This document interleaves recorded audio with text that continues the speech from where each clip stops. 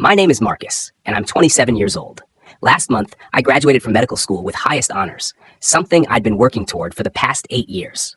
It should have been the proudest moment of my life, the culmination of countless sleepless nights, mountains of student debt, and sacrifices that left me questioning my sanity more times than I care to admit. But as I walked across that stage in Chicago to receive my diploma, the applause felt hollow because the people who mattered most weren't there to see it. Not my parents, not my younger brother Jake, not even my childhood friend Ryan, who'd been my study partner through undergrad. They were all in Los Angeles at my brother's amateur comedy show debut, a 20-minute set at some dive bar that he'd decided to schedule on the exact same day as my graduation, despite knowing my date for over a year. Let me back up and explain how we got here, because the betrayal runs deeper than just one missed event. Growing up in Denver, Jake was always the entertainer in our family. While I buried myself in textbooks, he was making people laugh at family dinners, performing in school plays, and dreaming of becoming the next big comedian. Our parents, Linda and Robert Chen, ate it up. Every joke was brilliant, every performance was destined for stardom, and every failed audition was just a stepping stone to inevitable success. Don't get me wrong, I loved my brother. His humor got me through some dark times during my pre-med years when I wondered if I was smart enough to become a doctor. But there was always this underlying current in our house that Jake's dreams were more exciting, more worthy of attention than my boring pursuit of medicine. When I got into Northwestern's medical program, my parents' reaction was lukewarm at best. "That's nice, honey," my mom said, barely looking up from her phone. "Jake just got a callback for that commercial audition." When Jake didn't get the commercial, but landed a spot in an improv troupe that performed once a month at a coffee shop, they drove 6 hours to Chicago to see his first show. They never once visited me during my first year of medical school. The pattern continued for years. My Dean's List achievements were met with polite congratulations, while Jake's open mic nights were treated like Broadway premieres. When I published my first research paper in a respected medical journal, my parents shared Jake's Instagram video of him doing crowd work at some random club. The video had 12 likes. But I told myself it didn't matter. I was building something real, something that would help people. I was going to be a doctor, for God's sake. I could rise above their favoritism and prove myself through my achievements.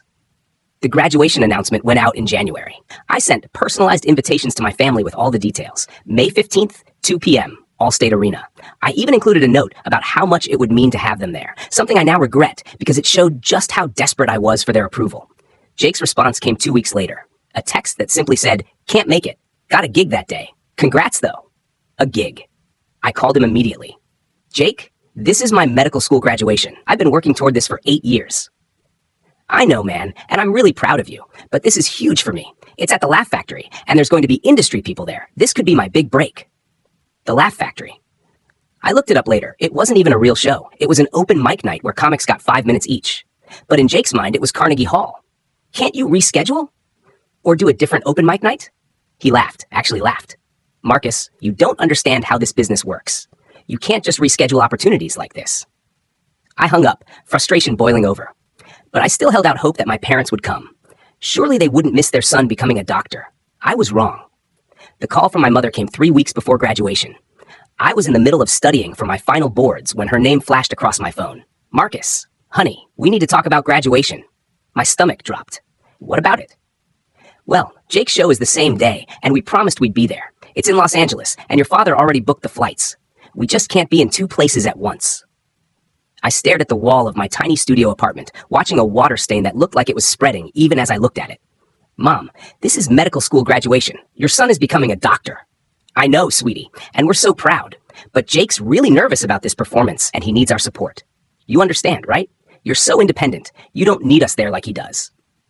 That phrase, "you don't need us," hit me like a physical blow. As if 8 years of struggling through the hardest program I'd ever attempted, accumulating $300,000 in debt, and sacrificing every aspect of my social life was something I should just handle alone because I was independent. "Mom, I do need you there. This is the biggest day of my life." She sighed. "Marcus, don't be dramatic. It's just a ceremony. You're going to be a doctor whether we're there or not. Jake's career depends on networking and building relationships. This could change everything for him." "And what if I told you this could change everything for me too?" "Oh, honey, you're already successful. You don't need validation like Jake does." I ended the call without saying goodbye, my hands shaking with rage and hurt. The assumption that my success meant I didn't need support, that my achievements somehow made me less deserving of their presence, cut deeper than any insult could have. But the worst part was still to come. Ryan, My best friend since freshman year of college had been my lifeline through medical school. We'd studied together, stressed together, celebrated small victories together. He was supposed to be there for graduation, had even helped me pick out the restaurant for the celebration dinner afterward. 2 days before graduation, he called. "Marcus, I have some bad news." "Let me guess, you're going to Jake's show instead." "How did you? Never mind."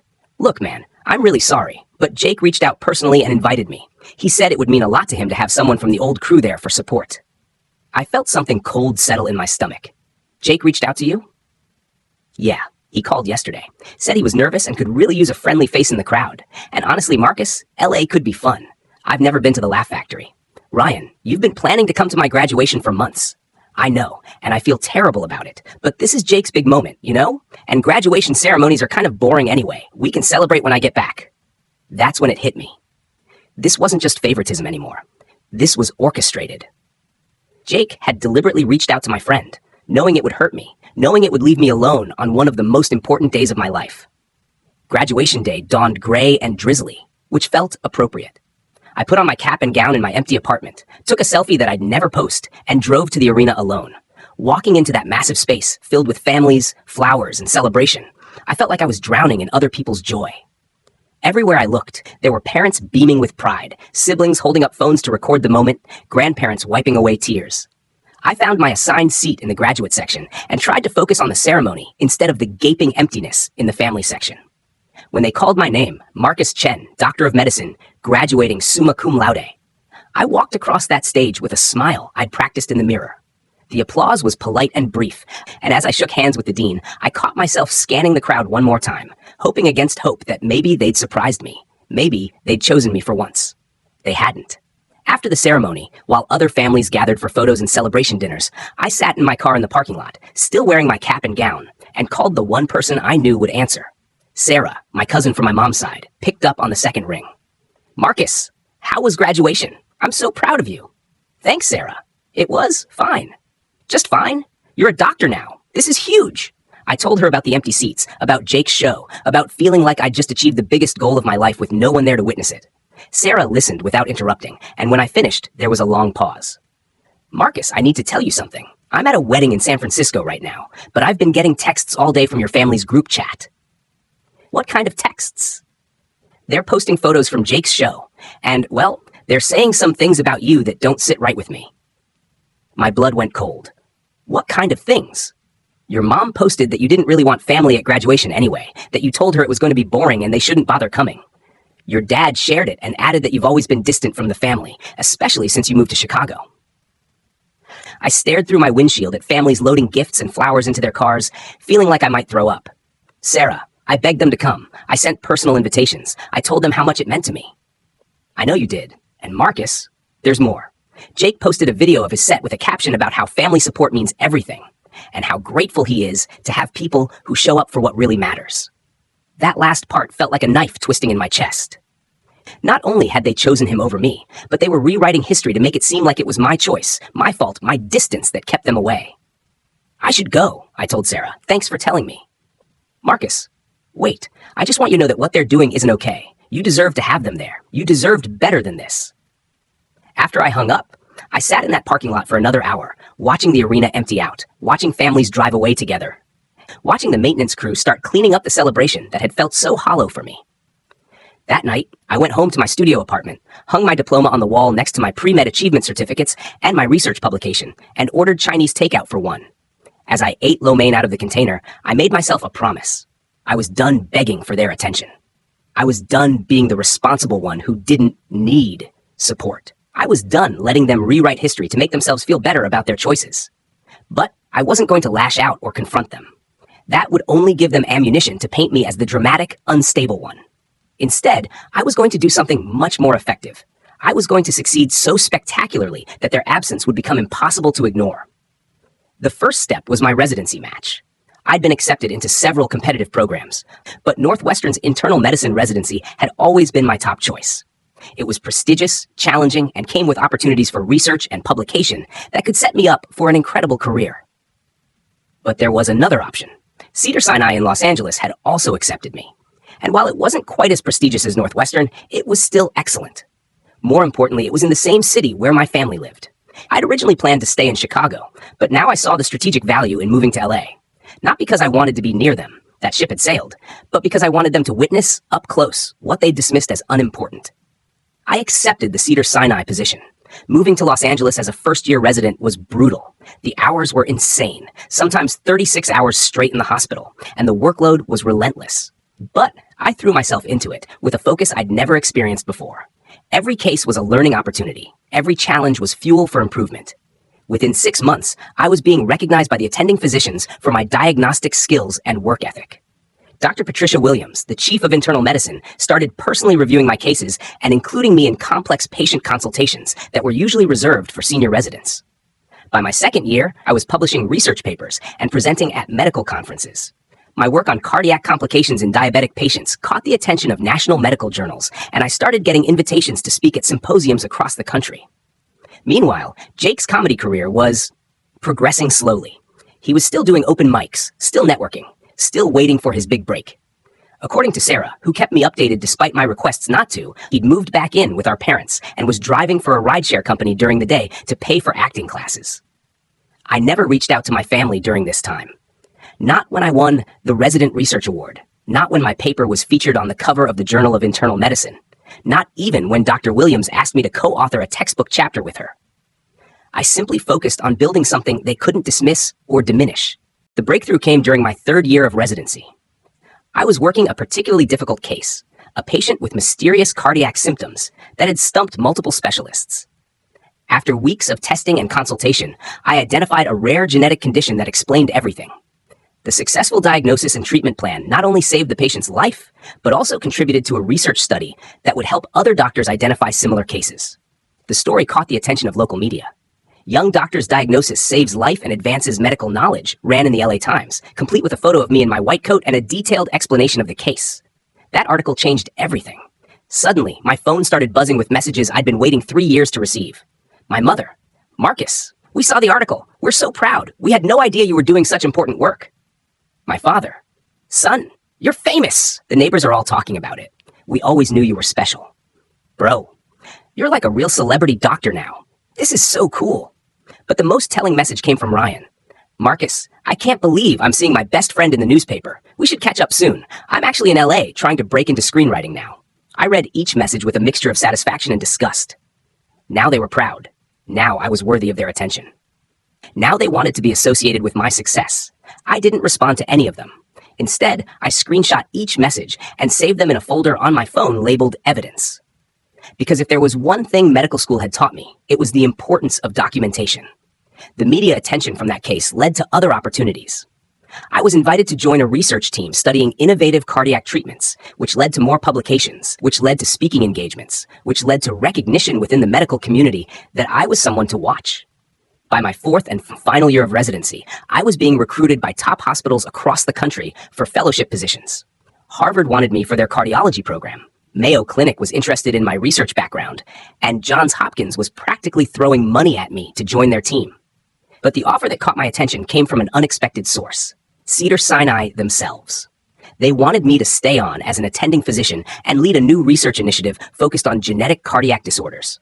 It was an incredible opportunity, usually reserved for doctors with decades of experience, and it came with a salary that would finally allow me to pay off my student loans and live the life I'd been working toward. I accepted. The announcement of my new position made the hospital newsletter, the medical community publications, and eventually worked its way into the local news again. Local resident becomes youngest lead researcher at prestigious hospital was the headline this time. That's when the floodgates really opened. My parents started showing up at the hospital unannounced, claiming they were just in the neighborhood and wanted to see where their successful son worked. My mother would introduce herself to anyone who would listen as Dr. Chen's mother and beam with pride as if she'd been supporting my medical career from day one. Jake started telling people at his comedy shows that his brother was a famous doctor and began working my success into his material. My brother's so smart, he makes house calls to other doctors, was one of his jokes that Sarah reported back to me. The irony of him finally finding material that got laughs by talking about the career he'd once dismissed as boring wasn't lost on me. Ryan reached out multiple times, wanting to reconnect, and asking if I could introduce him to any entertainment industry contacts I might have met through my hospital connections. The transparent networking attempt was almost insulting. but I still didn't respond to any of them directly. Instead, I started making strategic moves that would force them to confront the reality of what they'd missed. The first step was buying a house. Not just any house, but a stunning modern home in the Hollywood Hills with a view of the city and enough space to host the kinds of gatherings that would get people talking. I furnished it with the kind of sophisticated, expensive pieces that whispered success rather than shouting it. The second step was expanding my social circle. Through the hospital's charity events and medical conferences, I met influential people across Los Angeles. Surgeons, researchers, hospital administrators, and even some entertainment industry figures who served on medical charity boards. I started hosting dinner parties. Nothing flashy or ostentatious, just intimate gatherings of interesting, accomplished people who appreciated good conversation and excellent wine. Word spread quickly in LA's professional circles that the young Dr. Chen threw unforgettable events. The third step was the most strategic. I started dating someone my family would find impossible to ignore. Dr. Elena Rodriguez was a brilliant emergency room physician with her own growing reputation in trauma medicine. She was beautiful, accomplished, and came from a prominent medical family. She was also kind, funny, and shared my passion for helping people. Qualities that mattered more to me than her impressive background. We met at a medical conference in San Diego, bonded over our shared experiences as residents, and discovered we had incredible chemistry both professionally and personally. When she moved to LA to take a position at UCLA Medical Center, our relationship deepened into something real and meaningful. 6 months later, I proposed. Not because it was part of some grand plan for revenge, but because I'd fallen in love with someone who understood my world, respected my ambitions, and supported my goals without trying to diminish them.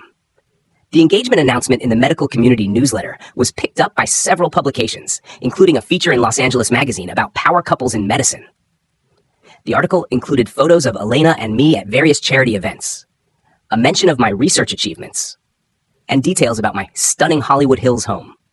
That article was the final straw for my family's attempts at reconciliation. My mother called 17 times in one day. When I finally answered, she was practically hyperventilating. "Marcus, honey, we saw the article. She's beautiful. When can we meet her? We want to throw you an engagement party." "Mom, we haven't spoken in over 3 years."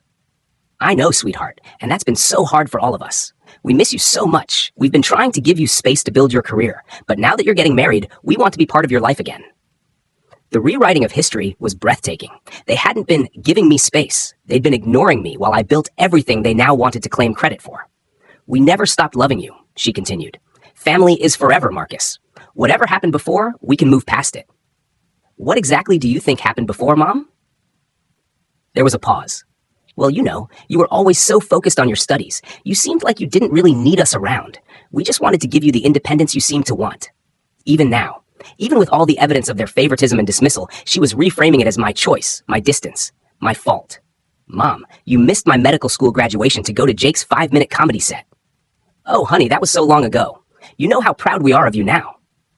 "Now, you're proud of me now that other people are paying attention." "That's not fair, Marcus. We've always been proud of you." I almost laughed. "Have you? Then why did I spend 8 years of medical school feeling like my achievements didn't matter to you? Why did my research publications get less acknowledgement than Jake's Instagram posts? Why did you choose his open mic night over my graduation?" "We made a mistake, okay? We're sorry, but can't we move forward? Can't you forgive us? We're family." That word, family, had once meant everything to me. It had been the source of my deepest pain when they excluded me, and my greatest hope that someday they'd see me for who I really was. But now it just sounded empty, like a card they played when they wanted something from me. "I need to think about this," I told her, and hung up.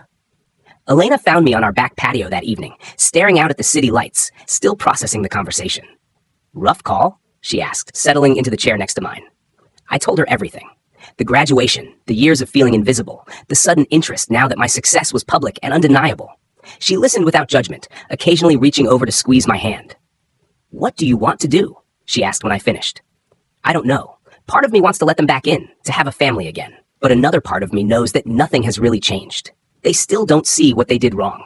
They just want access to what I've built." "You don't have to decide right now," Elena said.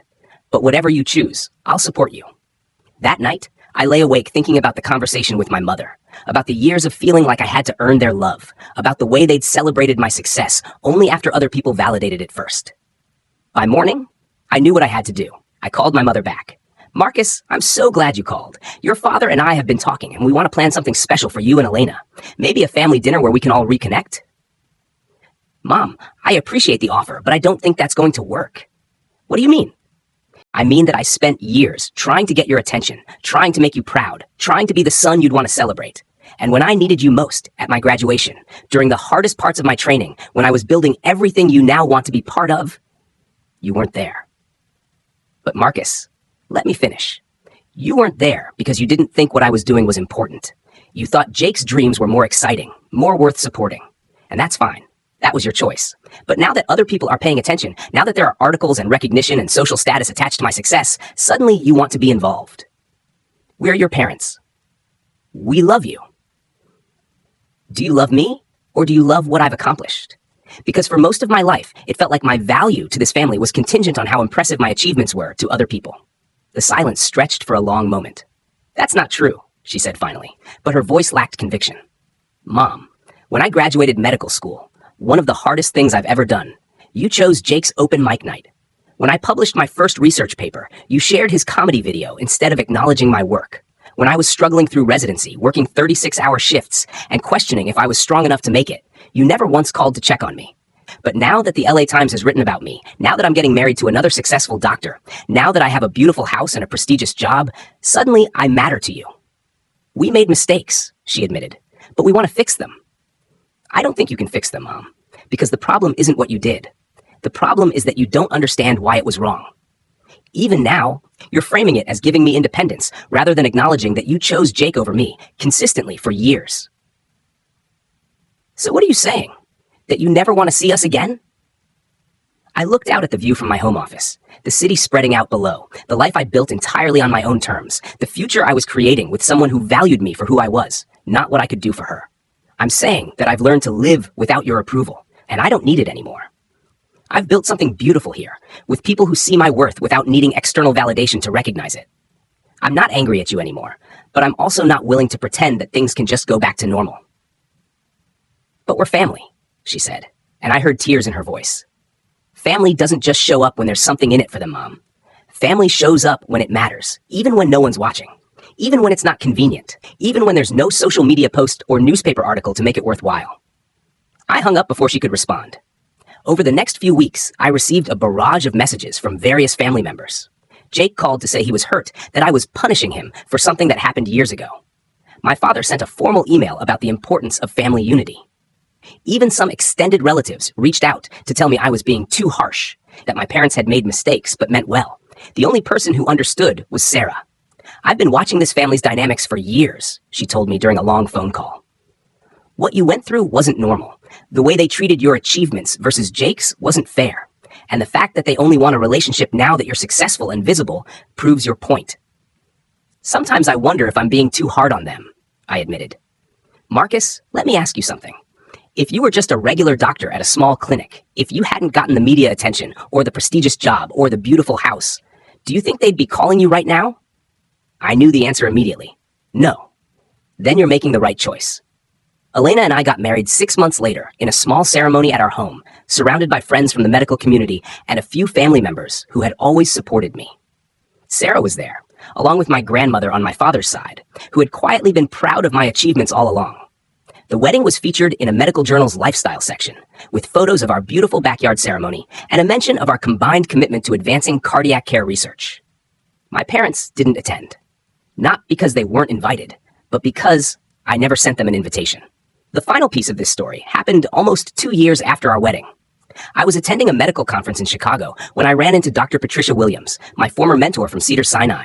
She was now working at a teaching hospital and had been following my career with interest. Marcus, I have a proposition for you, she said over coffee. We're starting a new cardiac research institute, and we want you to be the founding director. It would mean moving back to Chicago, but the resources we're offering are unprecedented. The position was everything I dreamed of as a medical student. The chance to lead groundbreaking research, train the next generation of doctors, and make a real impact on cardiac care worldwide. Elena and I talked it over for weeks. She had opportunities in Chicago too, and we both felt ready for the next chapter of our careers. We decided to take the leap. The announcement of my new role made national medical news. Dr. Marcus Chen, named founding director of Revolutionary Cardiac Research Institute, ran in medical journals across the country, along with details about the multi-million-dollar facility and the innovative research we'd be conducting. My phone buzzed with congratulatory messages from colleagues, friends, and professional contacts. but buried among them was a text from a number I didn't recognize at first. "Marcus, it's Ryan. I saw the news about Chicago. This is incredible, man. I always knew you'd do something amazing. I'm actually working in Chicago now. Screenwriting didn't pan out. We should grab coffee and catch up."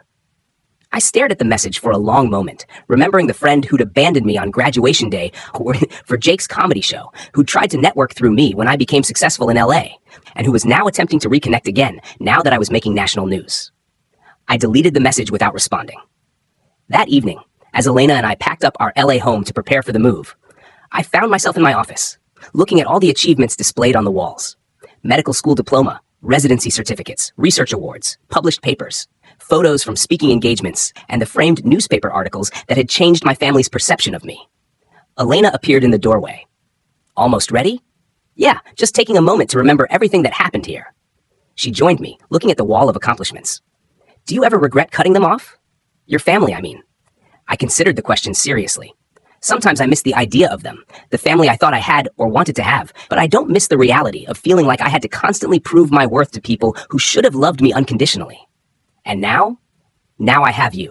I have work I'm passionate about, and I have people in my life who see my value without needing external validation to recognize it.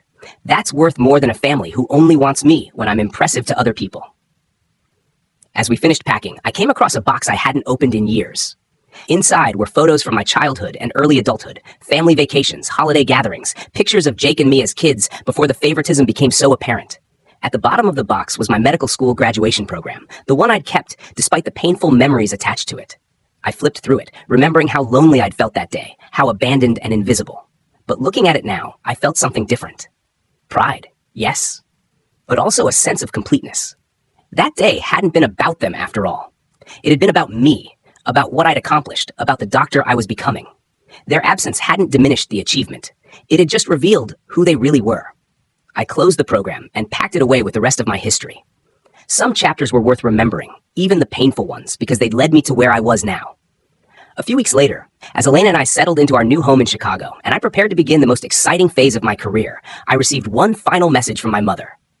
"Marcus, we heard about Chicago. We're so proud of what you've accomplished. I know things have been difficult between us, but you'll always be our son. If you ever want to talk, we're here." I read the message twice, feeling something I hadn't expected. Peace. Not the peace of reconciliation, but the peace of closure. They still didn't understand what they'd done wrong, still framed their absence as something I'd chosen rather than something they'd imposed. But it didn't matter anymore. I had built a life that didn't require their approval or understanding. I had work that fulfilled me, love that sustained me, and a future that excited me. Their recognition, when it finally came, felt empty because it was based on external validation rather than genuine understanding of who I was. I didn't respond to the message. Instead, I walked into my new office at the Research Institute, where a team of brilliant doctors was waiting to begin work that would advance cardiac medicine and save lives around the world. That's where I belonged. Not in the shadow of a family who had never really seen me, but in the light of work that mattered, surrounded by people who valued substance over appearance, character over convenience. Sometimes the greatest gift your family can give you is showing you exactly who they are, so you can choose who you want to become instead. They taught me that love isn't automatic, that respect must be earned, and that sometimes the family you choose is more loyal than the family you're born with. I never spoke to them again. Not because I was holding a grudge, but because I finally understood that some relationships are more about what they cost you than what they give you. And I was no longer willing to pay the price of feeling invisible just to maintain the illusion of family unity. The last thing I'll say is this. If you're reading this story and recognizing parts of your own life in it, know that you don't have to keep auditioning for love from people who have already shown you how little they value you. You can build something better, something real, something that doesn't require you to constantly prove your worth. You just have to be willing to close some doors, even when they lead to people who share your DNA. Sometimes, the most loving thing you can do for yourself is to stop trying to fix relationships with people who don't think they're broken. I learned that lesson on my medical school graduation day, sitting alone in a parking lot in Chicago. It took me years to fully understand it, but when I finally did, it set me free to build the life I actually wanted, instead of the one I thought I needed their permission to have. And that, more than any achievement or recognition, has made all the difference.